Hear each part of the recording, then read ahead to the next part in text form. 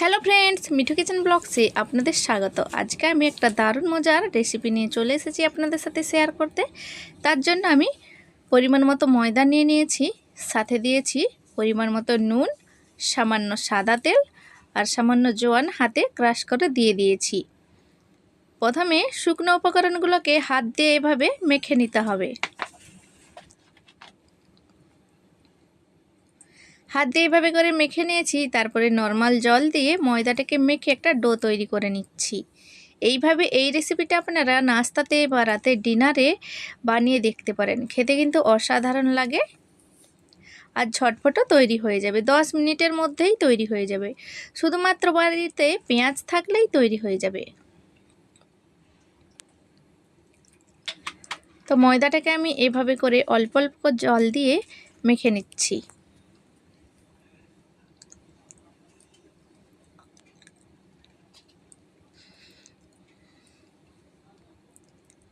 একটু কিন্তু নরম করে ময়দাটাকে মেখে নিতে হবে, তাহলে পরোটাটা কিন্তু খুবই নরম তুলতুলে হবে আর খেতেও দারুণ লাগবে।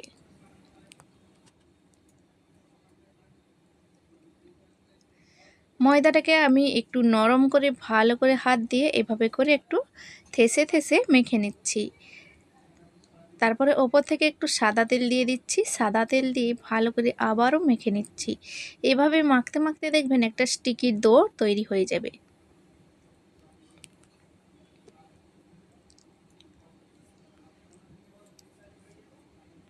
দেখুন একটা স্টিকি ডো তৈরি হয়ে গেছে। ঢাকা দিয়ে রেখেছিলাম কিছুক্ষণ। প্রথমে নিয়ে নিচ্ছি পেঁয়াজ কুচি। একটু ঝিরিঝিরি করে পেঁয়াজটাকে কেটে নিয়েছি। দিয়ে দিচ্ছি 2 চামচ বেসন, চাইলে ছোলার ছাতু দিয়ে দিতে পারবেন। দিয়ে দিচ্ছি চিলি ফ্লেক্স আর একটু কসুরি মেথি। দিয়ে দিচ্ছি জিরে গুঁড়ো সামান্য, সামান্য হলুদ গুঁড়ো দিয়ে দিচ্ছি আর দিয়ে দিচ্ছি পরিমাণ মতো নুন। দিয়ে ভালো করে এভাবে বেসনের সাথে পেঁয়াজটাকে মেখে নিতে হবে। এতে কোনো রকমের জল লাগবে না, শুধুমাত্র পেঁয়াজের যে একটু একটু হাত দিয়ে মেখে নিতে হবে যেই জলটা আছে। তারপরে দিয়ে দিচ্ছি 4 টুকরো সেদ্ধ করা আলু। একটা ছোট আলু 4 টুকরো করে রেখেছিলাম, এটা কিন্তু অপশনাল, এটা আমার কাছে ছিল তাই আমি দিয়ে দিচ্ছি। ভালো করে পেঁয়াজের সাথে এভাবে করে শুকনো করেই মেখে নিতে হবে, এতে কিন্তু কোনো রকমের জল দেওয়া যাবে না।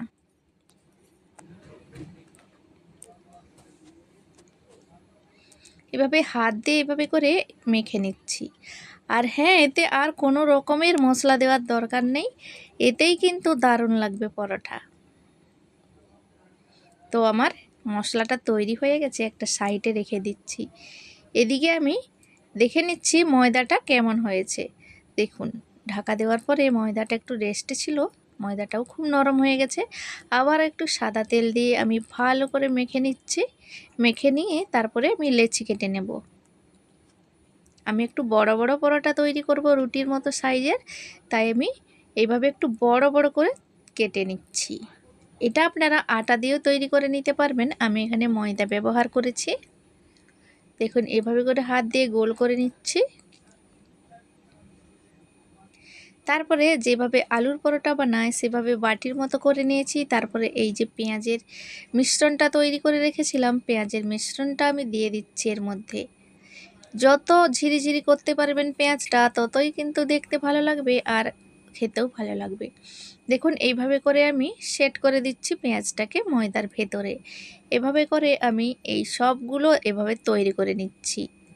একবার শুধু বানিয়ে দেখুন, খেতে এতটা দারুণ লাগবে না,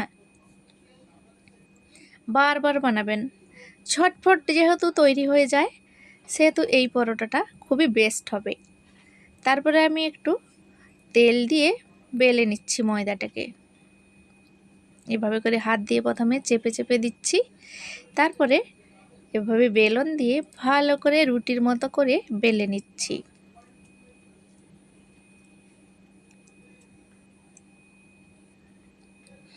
যেহেতু আমি এখানে বেসন দিয়েছি, বেসনটা যখন পেঁয়াজের সাথে ভাজা হবে বা সেদ্ধ হবে, তখন কিন্তু খেতে অসাধারণ লাগবে এই পেঁয়াজের পরোটাটা। একবার বানিয়ে দেখতে পারেন যে কতটা দারুণ লাগে। না বানালে আপনারা বিশ্বাসই করতে পারবেন না আর বুঝতেও পারবেন না। তো তো একটা পরোটা আমি তৈরি করে নিয়েছি, আবারও একটা এভাবে তেল ছড়িয়ে একটু বেলে নিচ্ছি। আমি এভাবে গোল শেপ করে বেলে নিচ্ছি, চাইলে আপনারা 3 কোণা করে বেলে নিতে পারেন।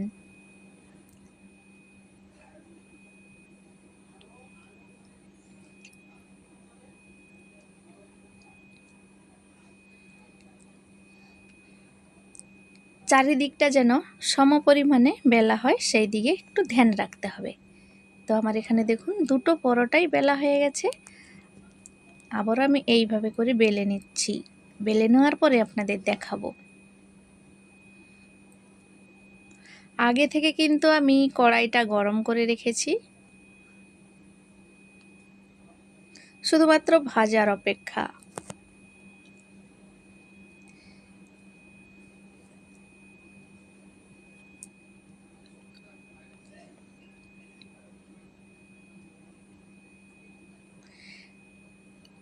তো এইভাবে করে আমি পরোটা বেলে নিচ্ছি।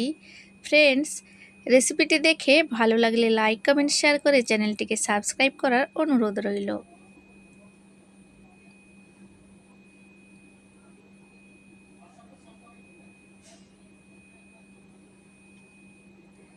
এইটাই আমার লাস্ট পরোটা। এইটা ভাজা বা বেলা হয়ে গেলে আমি ভাজতে শুরু করব।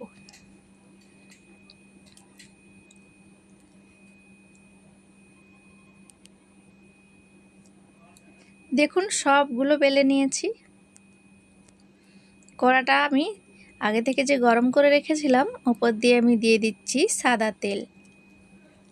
সাদা তেল ছড়িয়ে একটু গরম হয়ে গেছে। এইবার আমি মাঝারি আঁচে কিন্তু পরোটাটা ভেজে নিতে হবে। পরোটা দিয়ে দিচ্ছি, দেখুন এভাবে করে হাত দিয়ে একটু ঘুরিয়ে ঘুরিয়ে দিচ্ছি।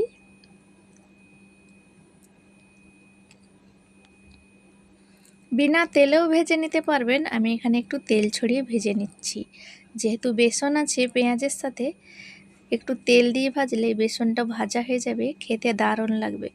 একবার শুধু বানিয়ে দেখুন, পরোটাটা ওপর থেকে ক্রাঞ্চ ক্রাঞ্চ থাকবে, ভেতরটা এতটা নরম তুলতুলে থাকবে, আপনারা খেয়ে অবাক হয়ে যাবেন যে এতটা দারুণ লাগে।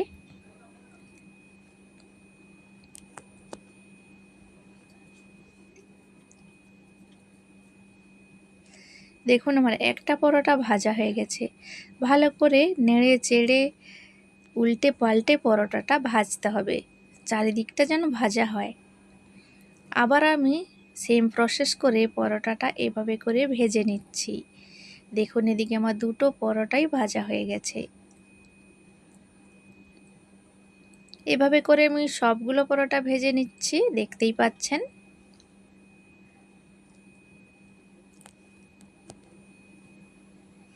দেখুন কতটা দারুণ লাগছে, লোভনীয় লাগছে। দেখুন একটুও কিন্তু ফেটে যায়নি বা ছড়িয়ে ছিটিয়ে যায়নি। দেখুন কতটা নরম তুলতুলে হয়েছে। আমি যে হাত দিয়ে নাড়াচ্ছি, আপনারা দেখে বুঝতেই পাচ্ছেন কতটা নরম তুলতুলে হয়েছে। সাথে আমি বাড়িতে লঙ্কার আচার বানিয়ে রেখেছিলাম, লঙ্কা আদা দিয়ে আর গাজর দিয়ে। সেই আচারের মধ্যে কিছুটা পেঁয়াজ কুচি দিয়ে এভাবে করে মিশিয়ে নিচ্ছি। এই আচারটা দিয়ে এই পরোটা খেতে এতটা দারুণ লাগে বন্ধুরা, এর কাছে সব সবজি ফেল। এই আচার দিয়ে একবার পরোটা খেয়ে দেখুন, দারুণ টেস্টি লাগে। দেখুন কতটা সুন্দর হয়েছে পরোটাটা। তো ফ্রেন্ডস, আজকের এই বেসনের পরোটা আপনাদের কেমন লাগলো কমেন্ট করে অবশ্যই জানাতে ভুলবেন না। ভালো লাগলে কিন্তু একটা লাইক করে দেবেন। দেখুন ভেতরটাও কতটা সুন্দর হয়েছে, বেসনটাও সুন্দর হয়ে গেছে সেদ্ধ হয়ে। তো ভিডিওটি আমি এখানেই শেষ করছি। দেখা হবে পরবর্তী ভিডিওতে কোনো নতুন রেসিপি নিয়ে।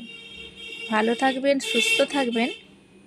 দেখুন আমি আচার দিয়ে কিন্তু পরোটাটা খাচ্ছি, এতটা টেস্টি লাগছে না বন্ধুরা, কি বলবো।